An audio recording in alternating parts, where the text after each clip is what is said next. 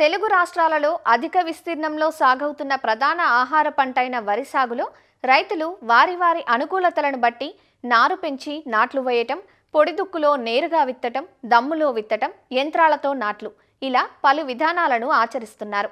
అయితే వరి పంటను ఏ విధానంలో సాగు చేసినా పంటకు కలుపు సమస్య తప్పనిసరిగా ఉంటుంది. పంట చేలో నిల్వ ఉండే నీటికి కలుపు మొక్కలు పెరిగి పంటకు అందించే పోషకాలకు పోటీ పడుతూ పంటను ఎదగనివ్వవు.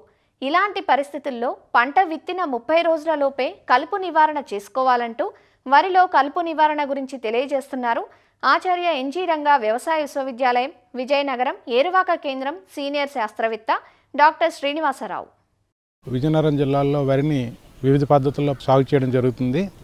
మరి ముఖ్యంగా వరిని యథ పద్ధతిలో చేసినప్పుడు పొడి దుక్కులో చిన్న ఎల్లిపొదల్లో విత్తనాలు వేయడం ఒకటి, 2 దమ్ము చేసి డ్రమ్ సీడర్లో వేయడం ఒకటి, అలాగే చాలామంది రైతు సోదరులు నారు పోసి నాట్లు వేసే పద్ధతి, ఇలా 3 పద్ధతుల్లో మనం సాగు చేయడం జరుగుతుంది.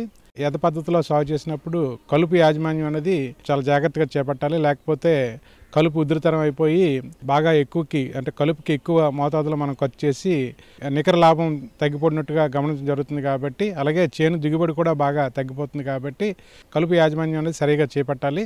యథ పద్ధతిలో చూసినట్టుగైతే సీడ్ డ్రిల్ ద్వారా వేసే పొడి యథ విధానంలో కలుపు యాజమాన్యం ఎలా చేపట్టాలో మనం చూసినట్లయితే, పదును ఉన్నట్టుగా అయితే విత్తనాలు వేసిన 2వ రోజే మనం కలుపు మందులు పిచికారీ చేసుకోవాలి. లేదా మన విత్తనాలని పొడి బెడ్డల్లో మనం వేసినట్టుగైతే మనం పదును పెట్టిన తర్వాత కానీ లేదా వర్షం పడిన తర్వాత కానీ ఈ కలుపు మందులు పిచికారీ చేసుకోవాలి. పైరుజోస్ సల్ఫరాన్ ఇథైల్ అనే మందుని మనం 80 నుంచి 120 గ్రాముల మందుని 200 లీటర్ నీటిలో కలుపుకొని విత్తనాలు వేసిన మరుసటి రోజునే మనం పిచికారీ చేసుకోవాలి. ఈ మందుల వల్ల మరి వరి మొక్కకి ఏమీ హాని జరగదు. పెండిమిథాల్ అనే మందు కూడా మనకు అందుబాటులో ఉంది.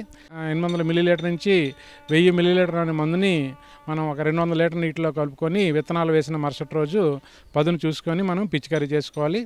కలుపు మందు మనం పొలంలో పిచికారీ చేసినప్పుడు వెనక్కి నడుచుకుంటూ పిచికారీ చేయాలి. ఎందుకంటే మనం పిచికారీ చేసి మందుని మళ్ళీ మనం తొక్కకూడదు. ఒకవేళ తొక్కేసామంటే మళ్ళీ అక్కడ కూడా మళ్ళీ మన కాలుతో పాటు ఆ మందు బయటకు వచ్చేసి కలుపు పుట్టడానికి అవకాశం ఉంటుంది. కాబట్టి ఈ కలుపు మందుని మాత్రం వెనక్కి నడుచుకుంటూ పిచికారీ చేసుకోవాలి.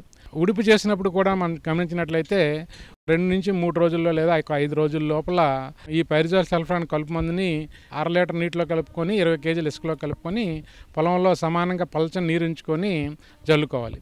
ఒకవేళ ఈ మందు అందుబాటులో లేకపోతే ప్రిట్లాక్లోర్ అయితే మనకు 600 మిల్లీలీటర్లు, అదే బుటాక్లోర్ అయితే 800 మిల్లీలీటర్ నుంచి 1000 మిల్లీలీటర్ల మందుని తీసుకొని మనం 20 కేజీల ఇసుకలో కలుపుకొని పొలంలో సమానంగా జల్లుకున్నట్టయితే కలుపును సమర్థవంతంగా నివారిస్తుంది. అలాగే ఇటీవల కాలంలో లాండెక్స్ పవర్ అని కూడా మందు మనకి అందుబాటులోకి వచ్చింది. ఈ లాండెక్స్ పవర్ అయితే మనకు 4 కిలోల గుళికల రూపంలో అందుబాటులో ఉంటుంది. కాబట్టి 10 నుంచి 15 కేజీల ఇసుకలో కలుపుకొని పొలం అంతా మనం పలచని నీటిలో మనం సమానంగా ఎదజల్లుకున్నట్టుగైతే బాగా పనిచేస్తున్నట్లుగా గమనించడం జరిగింది. ఈ 3 పద్ధతుల్లో ఏదైనా కానీ సిడ్డులతో వేసే అద కానీ, అలాగే డ్రమ్ సీడర్లో వేసే అద కానీ, ఉడిచిన వరి చేల్లో కానీ ఏ పద్ధతిలో అయినా 15 నుంచి 20 రోజుల తర్వాత కలుపు కానీ ఉన్నట్లుగా గమనించినట్లయితే మళ్ళీ మనం కలుపు మందులు పిచికారీ చేసి కలుపు యాజమాన్యం చేయొచ్చు.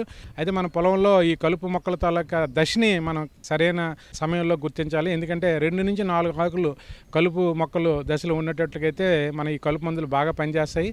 తుంగ కానీ లేదా వెడల్పాటి మొక్కలు ఉండేటప్పుడు ఆ బిస్పైర్ బ్యాక్ సోడియం 80 నుంచి 100 మిల్లీలీటర్లు, దాంతో పాటుగా మనం ఈ ఆల్మిక్స్ 8 గ్రాముల మందును కలిపి మనం 200 లీటర్ నీటిలో కలిపి పిచికారీ చేసుకున్నట్టుగైతే కలుపు మొక్కల్ని మనం నివారణ చేసుకోవడానికి అవకాశం ఉంటుంది.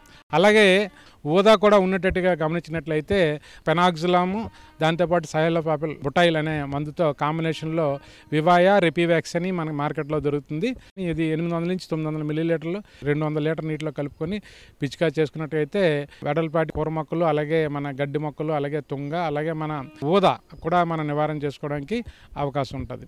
మరి ఇలాగా మనం ఈ కలుపు మందులు వాడుకొని కలుపు యాజమాన్యం చేసినట్టుగైతే మన కలుపు ఉధృతిని బాగా తగ్గించుకొని ముందు మంచి దిగుబడి సాధించడానికి అవకాశం ఉంటుంది.